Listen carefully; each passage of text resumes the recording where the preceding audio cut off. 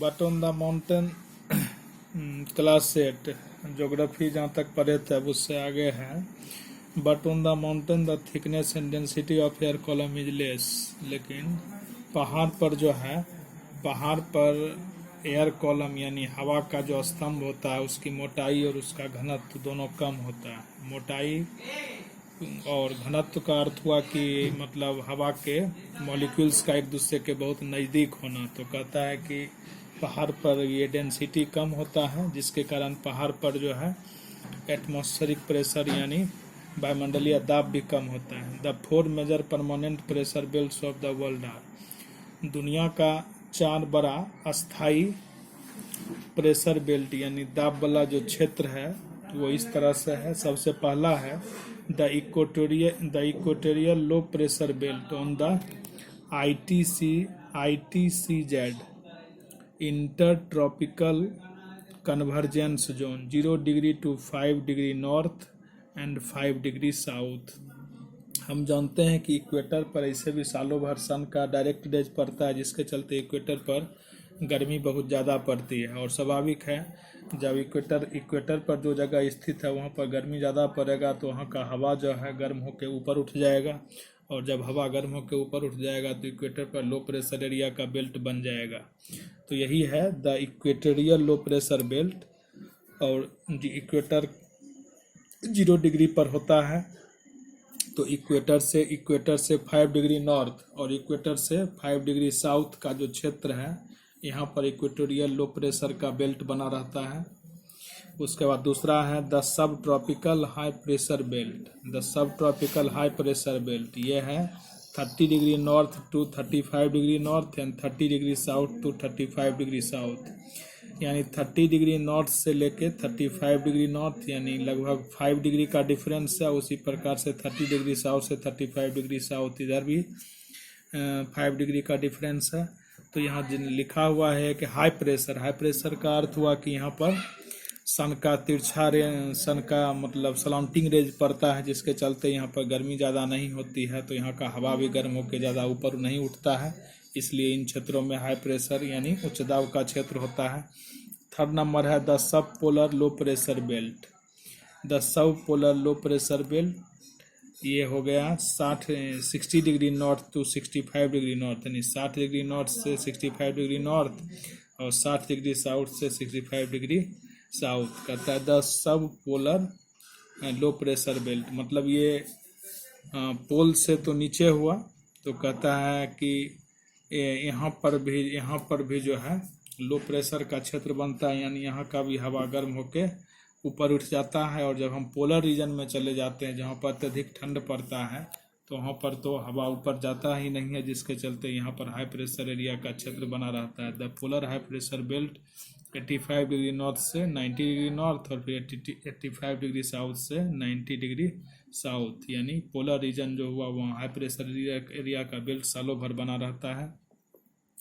अब आ गया the atmospheric pressure on the surface of earth is not the same, यानी पृथ्वी के सरफेस पर सब जगह एटमॉस्फेरिक प्रेशर एक समान नहीं रहता है। This is due to unequal heating of the atmosphere. पृथ्वी के सरफेस पर सब जगह एटमॉस्फेरिक प्रेशर एक समान इसलिए नहीं रहता है क्योंकि पृथ्वी पर का सारा जगह एक समान गर्म नहीं होता है। कोई जगह ज़्यादा गर्म होता है और कोई जगह कम गर्म होता है, इसीलिए पृथ्वी पर एटमॉस्फेरिक प्रेशर में अंतर रहता है। Normally the atmospheric pressure should increase from the equator towards the pole. कहता है कि खास एटमॉस्फेरिक प्रेशर जो है इक्वेटर से पोल की तरफ जाने पर बढ़ता है। स्वाभाविक है इक्वेटर पर गर्मी पड़ने के कारण यहाँ का हवा गर्म होकर ऊपर उठते रहता है, तो इक्वेटर पर लो प्रेशर एरिया रहता है। और जो इक्वेटर से हम आगे जाते हैं सन का रेज सलाउंटिंग होते जाता है, इसलिए जब हम इक्वेटर से पोल की तरफ जाते हैं तो एटमॉस्फेरिक प्रेशर बढ़ता है। But it is not so, लेकिन ऐसा नहीं है। At some places it is modified by the earth rotation. कहता है किसी जगह पर यह पृथ्वी के रोटेशन के कारण थोड़ा सा इसमें डिफरेंस आ जाता है। There are 7 major pressure belts on earth and these are not continuous. कहता है कि पृथ्वी पर 7 बड़े प्रेशर बेल्ट हैं, लेकिन ये कंटिन्यूअस नहीं है, लेकिन इसमें कुछ चेंजिंग बराबर होते रहता है। नेक्स्ट टॉपिक है फैक्टर्स इन्फ्लुएंसिंग एटमॉस्फेरिक प्रेशर। वे कौन से कारक हैं जो कि एटमॉस्फेरिक प्रेशर यानी वायुमंडलीय दबाव को प्रभावित करते हैं। Atmospheric pressure is not the same all over the surface of the earth. इसको हम लोग पहले भी पढ़ चुके हैं। पृथ्वी के सरफेस पर सब जगह एटमॉस्फेरिक प्रेशर यानी वायुमंडलीय दबाव एक समान नहीं होता है। It varies from place to place and from season to season. यानी एटमॉस्फेरिक प्रेशर केवल एक जगह से दूसरे जगह पर ही वेरी नहीं करता है, बल्कि एक सीजन से दूसरे सीजन में भी वेरी करता है, क्योंकि सब सीजन में टेम्परेचर में अंतर रहता है। The main factors that influence air pressure are, वो मुख्य कारक जो कि वायुमंडलीय दबाव को प्रभावित करता हुए हैं। पहला एल्टीट्यूड, एल्टीट्यूड मतलब यानी height. Air pressure is highest at mean sea level, यानी समुद्र तल पर एटमॉस्फेरिक प्रेशर सबसे ज़्यादा होता है। And decreases with increasing height, और जैसे जैसे हम हाइट पर जाते हैं एटमॉस्फेरिक प्रेशर घटते जाता है।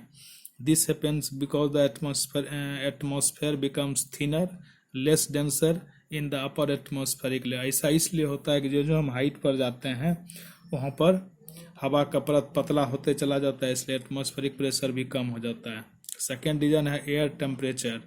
Air pressure is also affected by the temperature of the atmosphere. Air pressure जो है वायुमंडल के टेम्परेचर के द्वारा भी प्रभावित होता है।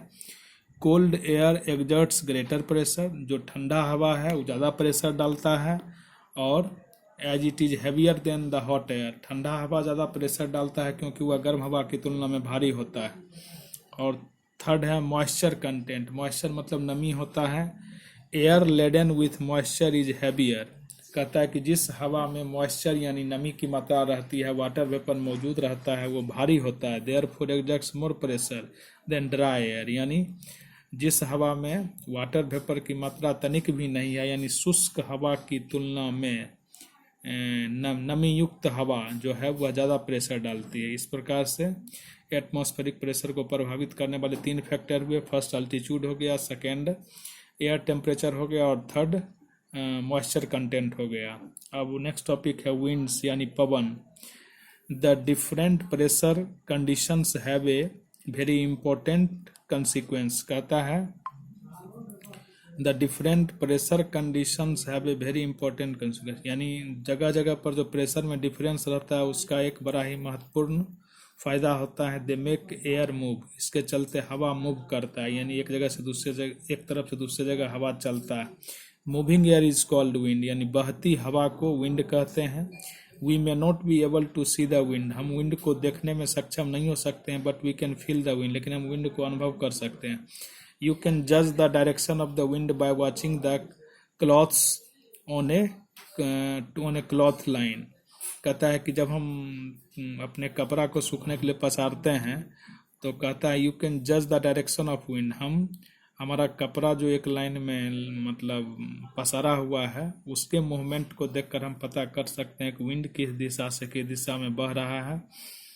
द लीव्स ऑन ट्रीज, और अगर पेड़ का पत्ता भी मतलब पेड़ के पत्ता में भी मूवमेंट है तो उसको भी देख के हम पता कर सकते हैं कि विंड किस दिशा में बह रहा है।